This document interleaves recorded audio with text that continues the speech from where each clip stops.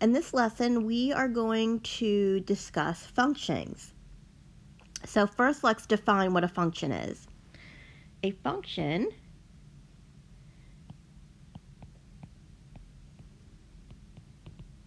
is a relationship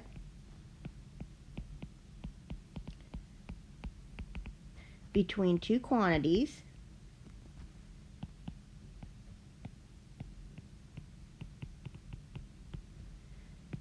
x and y. X would be the input and y would be the output, where x is paired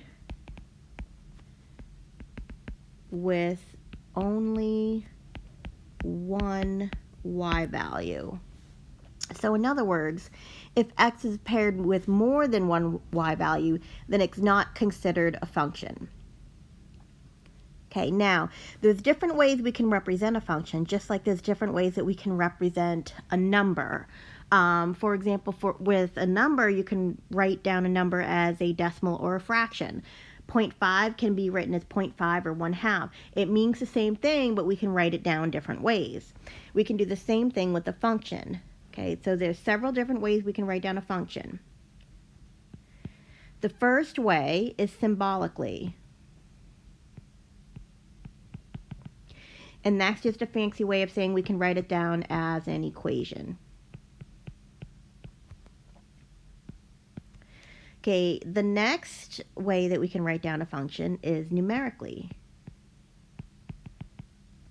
which is a fancy way of saying we can write it down in a table. Another way we can write it down is verbally,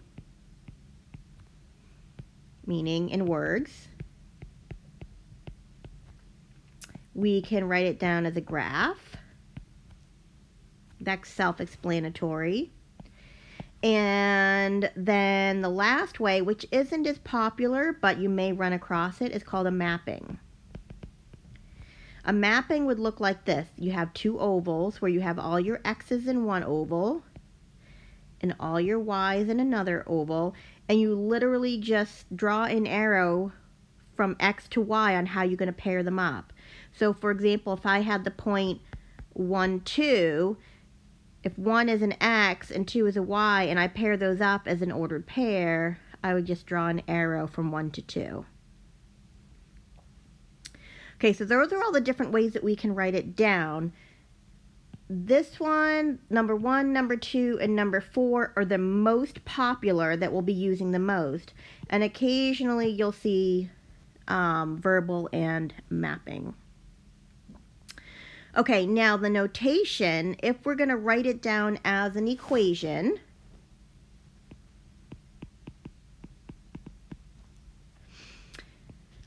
it's going to look like this.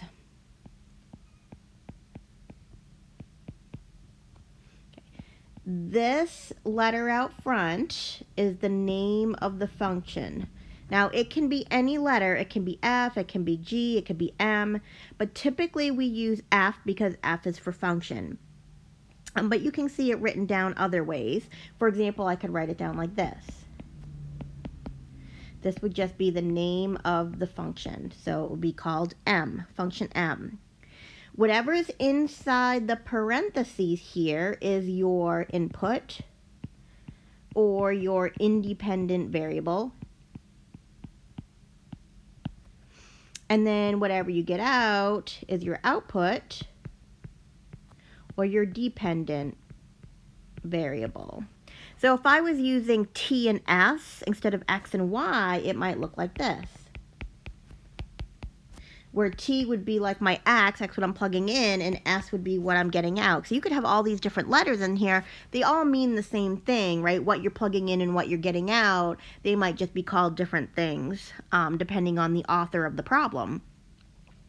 Now, the way that you would say this, if I'm looking at this example right here, the way that you would read that is you would say F of X equals Y.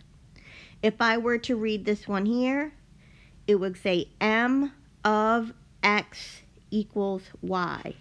And if I were to read this one here, it would read F of t equals s. That's how you want to read the function notation. Now, evaluating a function. This is given a table. So what this means here is I am plugging in x is -4. See how we have it labeled here? We have the function f, and my input or my independent variable is x. So I'm plugging in 0, I'm getting out 1. I'm plugging in -2, I'm getting out 5. So this function is listed as a numerical representation. It's listed as a table. So when I plug in -4, I want to see what I get out. So this reads f of -4 equals, I'm plugging in -4, what do I get out? Well, looking at that, if I plug in -4 for x, I get out 10 for y. That's my output. So I would say f of -4 is equal to 10. Now, if I plug in 0, so I would say f of, whoops, too big. Let me make that smaller.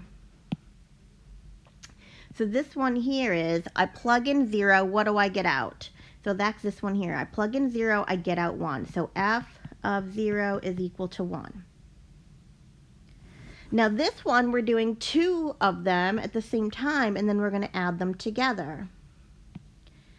So this one here,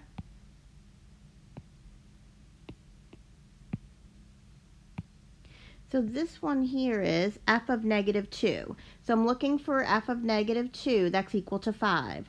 So I'm going to put 5 plus, and now I'm going to try to figure out what f of -8 is. So I'm going to look at -8. If I plug in -8, I get out 20. So f of -2 is 5, f of -8 is 20. When I add them together, I get 25. Now my last example says find f of 3.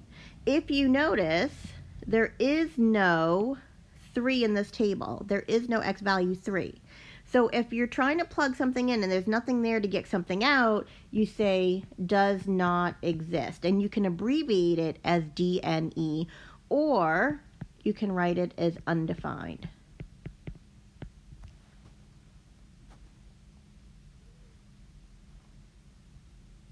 Okay, in example 2, now we're looking at it as an equation. So we're going to be evaluating, but we're just doing it in equation form now instead of a table. So now we have 2 different functions, which is why it's nice to name them different letters so that we can tell which equation we're looking at. This is the function f, this is the function g. My daughter must have been playing with my iPad because they're all super big. Okay, so anywhere we see f, we're going to plug it into the square root of x plus 1. And anywhere we see g, we're going to plug it into -x squared plus 2.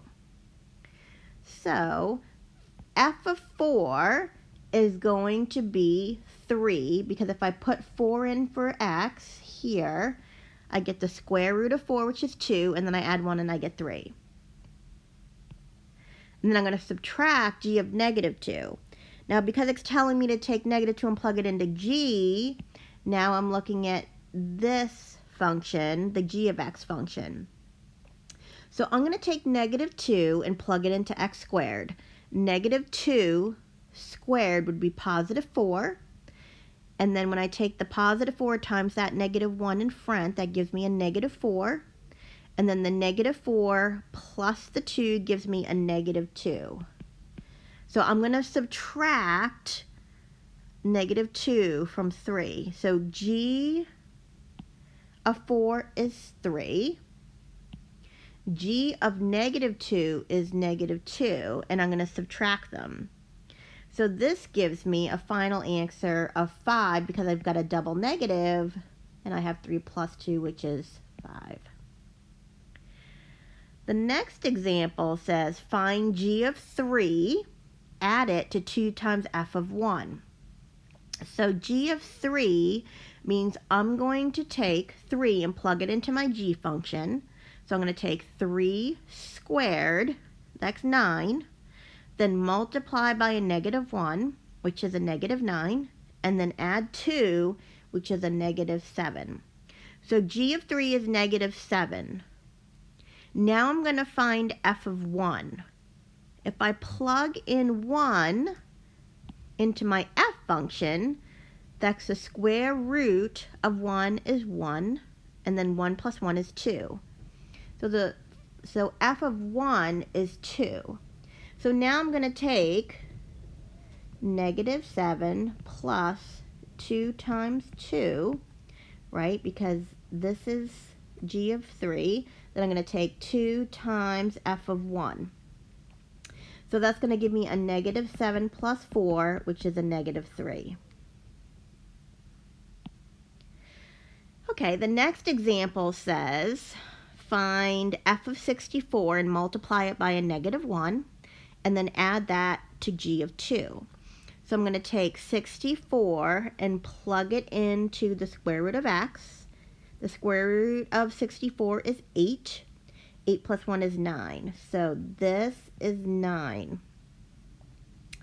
F of 64 is 9. And then I'm going to take 2 and plug it into g. So I have 2 squared, which is 4. Then I have a 4 times a -1, which is a -4. And then I add 2. That's going to give me a -2. So I have a -9, because the negative f of 64 would be -9, plus a g of 2, which is -2, and that's going to give me a final answer of -11. Okay, last example. This one doesn't have numbers in it, which kind of makes it a little bit easier because you don't have to actually do the arithmetic. You're literally just plugging in. Even though it looks a little bit more complicated, it truly is not. So if I want to plug b in for x into f of x, I'm literally just going to get the square root of b plus 1. That's all I can do because I don't know what b is. I can't take the square root of b and then add it to 1. So I stop right there. So that's f of b.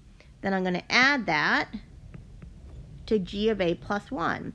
So I'm going to take a plus 1 and plug it into g. So that's going to be a negative a plus 1 square it plus 2.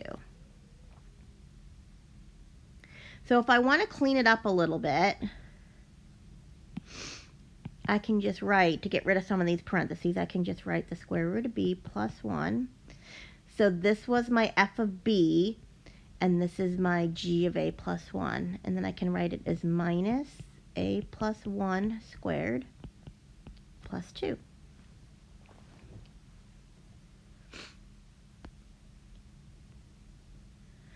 Okay, in example 3, we are going to be evaluating now based on graphs. So we did evaluating on tables. We did evaluated based on equations, the symbolic representation. And now we're going to do it based on graphs. So this is the graph of f of x in example 3. And we're going to find f of 0. That means if I plug in 0, what do I get out for y? So here's my point on the graph where I would plug in 0 and I would get out 1. For -2, I plug in -2, I get out -3.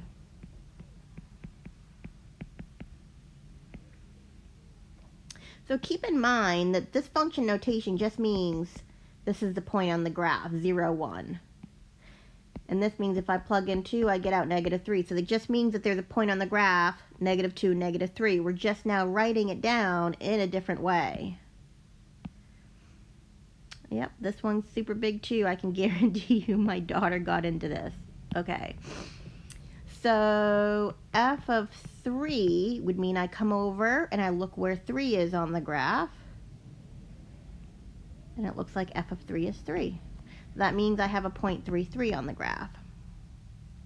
Now, for the other one, we're doing it in reverse. See, this one says,